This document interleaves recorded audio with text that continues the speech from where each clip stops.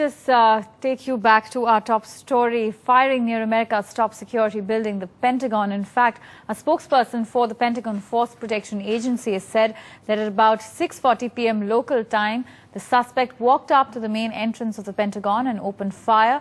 Two officers of the Pentagon and the suspected gunman have been injured. They have been taken to a hospital. The Pentagon is now on lockdown as a security measure. The suspect is believed to have been arrested. His condition is critical.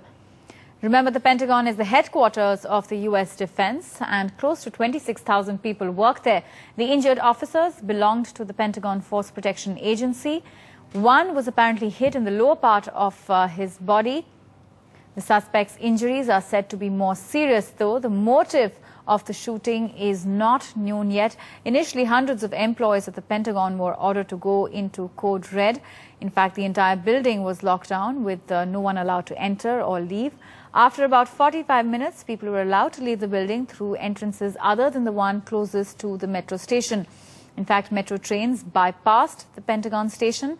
At least 3 ambulances were called to the scene, and all parking lots near the Defense Department headquarters were closed off. In fact, earlier, for more on that, we spoke to NDTV Sarah Jacob. Well, at this point of time, information is just coming in because the incident has just taken place about an hour, 45 minutes ago. It happened around 6:30 in the evening, Washington, D.C. time, which makes it the time when the subways and the roads are extremely crowded because everybody is leaving from work and heading home. So this is a dangerous time where the subways are extremely packed. The Washington, D.C. subways, not like the New York subways, but still very highly used, and a lot of people traveling on these subways every day, going to back and forth. But at this point of time, the information we have is very sketchy, just as much as you have. There was the shooting that took place in a subway station close to the Pentagon. The Pentagon is on lockdown right now. These are the kind of precautions that the government takes automatically when something like this happens.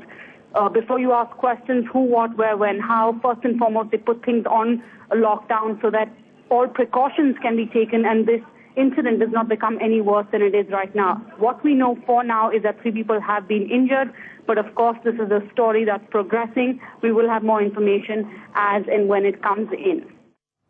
Sarah Jacob there reporting from New York. In fact, 2 Pentagon officials have been injured in that incident. Tuba.com